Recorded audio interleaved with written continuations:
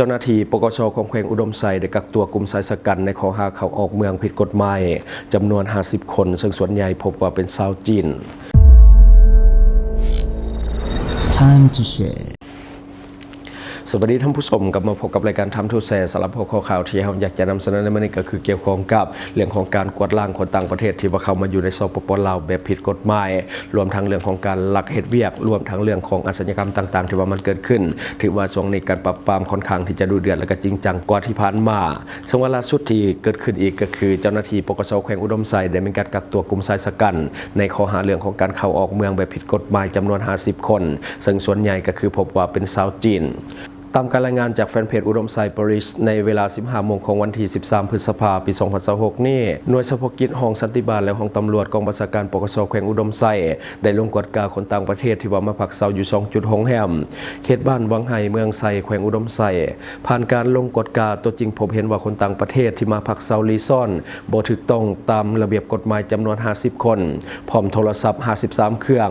ในนี้คนสัญชาติจีนจำนวน46 คนและสัญชาติเมียนมาจำนวน4 คนผ่านการกวดกาและสืบสวนสอบสวนขั้นเบื้องต้นของเจ้าหน้าที่ตำรวจเป้าหมายดังกล่าวแม่นบ่มีหนังสือผ่านแดนหรือว่าบ่มีพาสปอร์ตที่ชัดเจนปัจจุบันแม่นทางเจ้าหน้าที่วิชาเฉพาะปกช.แขวงอุดมไซพร้อมเร่งสืบสวนสอบสวนขยายผลและก็ดำเนินคดีตามระเบียบกฎหมายของสปป.ลาวต่อไปเนาะอันนี้ก็คือบ่ต้องสงสัยดอกว่ากลุ่มคนเหล่านี้เขาเจ้ามาลี่มาซ่อนในบ้านเฮาเพื่อเฮ็ดหยังเนาะเพราะว่าหลายคนน่าจะได้เห็นข่าวออกมาแบบรายวันในช่วงนี้เพราะว่าช่วงนี้การปราบปรามสแกมเมอร์หรือว่าการปราบแก๊งคอร์เซนเตอร์ถือว่าดูเดือดแห้งและก็ผู้ใดนี้ทันก็คือนี้นอรีไดกาลีนอกจากนั่นก็คือถ้าออกนอกประเทศไปก็คือจบแต่ถ้าว่ายังอยู่ในประเทศรีซ่อนเนาะแต่ว่าอยู่กันเป็นกลุ่มก้อนแบบนี้มันจับได้ง่ายเนาะซึ่งว่าตอนนี้เจ้าหน้าที่กำลังปราบปรามอย่างดุเดือดถือว่าเป็นข่าวดีเนาะซึ่งว่าช่วงนี้เจ้าหน้าที่ตำรวจกะแข่งขันผลงานโชว์กันแบบรายวันก็คือก่อนหน้านั้นก็คืออยู่แขวง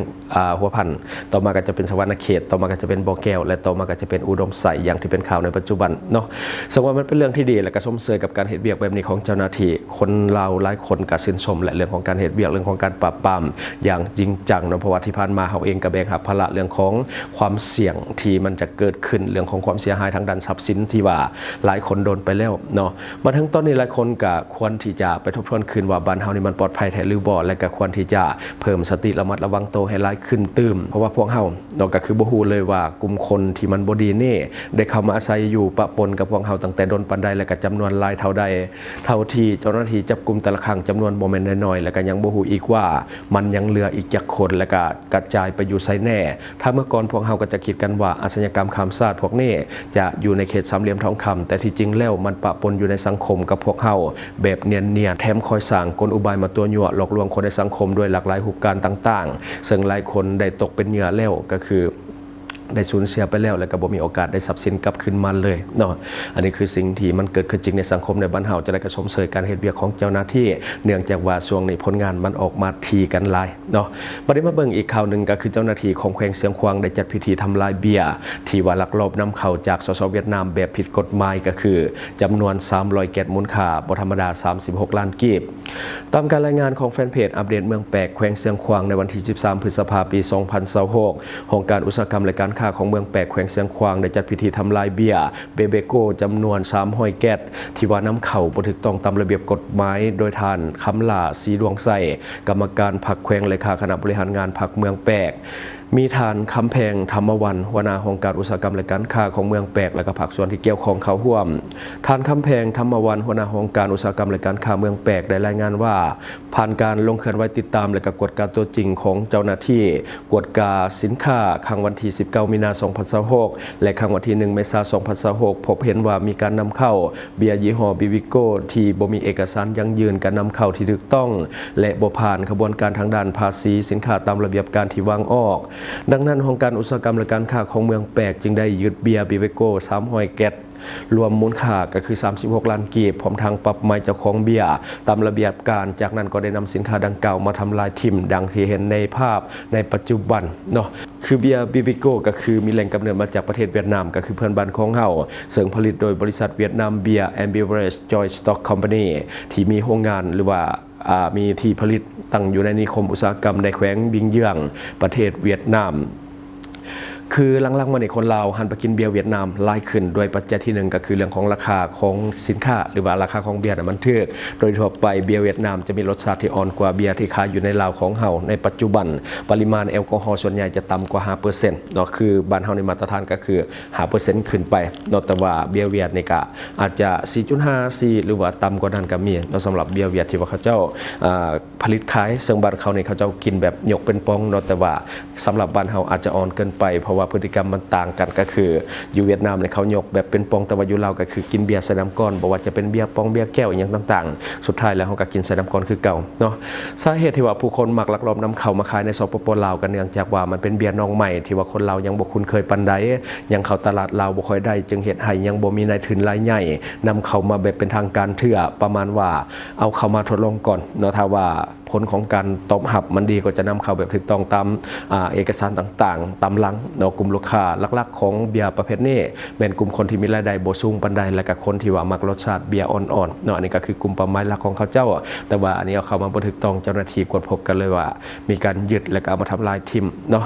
บัดนี้มาต่ออีกหนึ่งข่าวก็คือตอนนี้สื่อยักษ์ใหญ่และก็ประชากรโลกกำลังจับตาอย่างใกล้ชิดกับการพัวพันหรือว่าการพบปะกันระหว่าง2ขั้วอำนาจของโลกก็คือโดนัลด์ทรัมป์และก็สีจิ้นผิงเพราะว่าเรื่องนี้มีผลกับสถานการณ์ของโลกอย่างหลีกเลี่ยงบ่ได้แน่นอนเนาะคือการพบปะระหว่างโดนัลด์ทรัมป์และก็สีจิ้นผิงเป็นเหตุการณ์ที่ทั่วโลกให้ความสนใจอย่างใกล้ชิดเพราะว่ามันส่งผลกระทบโดยกงต่อเศรษฐกิจและก็ความมั่นคงของโลกนี่แม่นประเด็นสำคัญที่ต้องได้จับตาเบิ่งไปพร้อมๆกันตัวที่1ก็คือเรื่องของสงครามการค้าและก็ภาษีหรือว่า trade war และก็ tariffs นี่แม่นจุดเด่นที่สุดของโดนัลด์ทรัมป์ก็คือสิ่งที่ต้องเบิ่งก็คือเรื่องของการเพิ่มภาษีทรัมป์เคยขู่จะเก็บภาษีสินค้าจากประเทศจีนสูงถึง 60% หรือว่าหลายกว่านั้นการพบปะจะมีการเจรจาเพื่อลดผ่อนตัวเลขนี้หรือว่าจะมีการตอบโต้จากฝ่ายจีนแนวใดก็ต้องติดตามนำกันต่อมาก็คือเรื่องข้อตกลงระยะใหม่จะมีการเรียกร้องให้จีนซื้อสินค้าเกษตรกรรมหรือว่าพลังงานจากสหรัฐอเมริกาเพิ่มขึ้นเพื่อลดผ่อนเรื่องของการขาดดุลระหว่างสหรัฐและก็จีน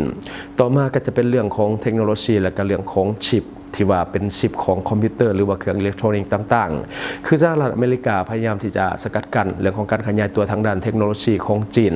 คือ AI แล้วก็เซมิคอนดักเตอร์เนาะการจำกัดเรื่องของการส่งออกชิประดับสูงแล้วก็เทคโนโลยีที่เป็น AI ไปจีนจะถูกยกขึ้นมาเป็นเงื่อนไขในการเจรจาและต่อมาก็จะเป็นเรื่องของ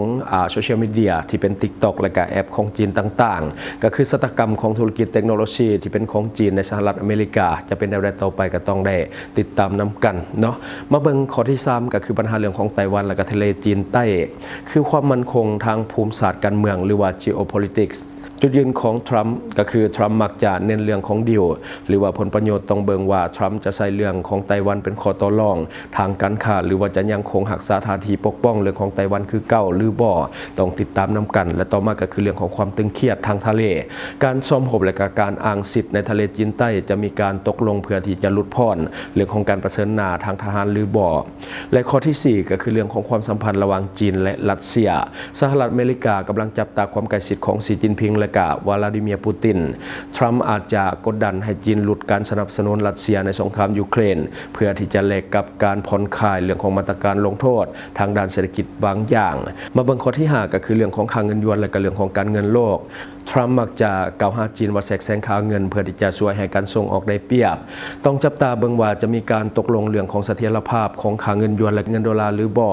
สรุปก็คือการพบปะของทั้ง2ฐานมักจะเน้นไปที่ผลประโยชน์ที่จับต้องได้หลายกว่าหลักการทางด้านการทูตที่อ่อนโยนผลได้รับอาจจะออกมาได้ทั้ง2หน้าก็คือเรื่องของการเฮ็ดบิ๊กดีลที่เฮ็ดให้ตลาดหุ้นพุ่งขึ้นหรือว่าการผิดเถียงกันจนนำไปสู่สงครามเรื่องของการค้าหอบใหม่ที่รุนแรงกว่าเก่าก็เป็นไปได้เนาะอันนี้ก็คือสิ่งที่เราเก็บมาเล่าสู่ฟังหวังว่าท่านจะได้รับสาระดีๆสำหรับท่านที่ว่าเบิ่งรายการเฮาอยู่คิดเห็นจะได้กับสิ่งที่เรานำเสนอไปก็อย่าลืมฝากไว้ภายใต้คอมเมนต์ของเฮาและข้าพเจ้าจะเข้าไปอ่านด้วยตนเองขอขอบใจช่องทางที่คุณสามารถรับชมข่าวสารจาก Time to Share Studio Fanpage Time to Share Laos YouTube Time to Share TikTok Time to Share Laos Facebook สิงห์ดาราสายลิน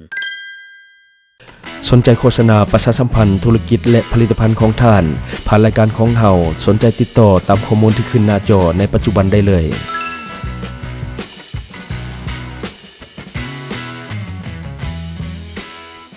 อยู่เมืองลาวใช้แต่เงินกีบลาวและส่งเสริมผลิตภัณฑ์ภายในเพื่อลดพรการนำเข้าสินค้าและแก้ปัญหาเงินตา Subscribe for more video.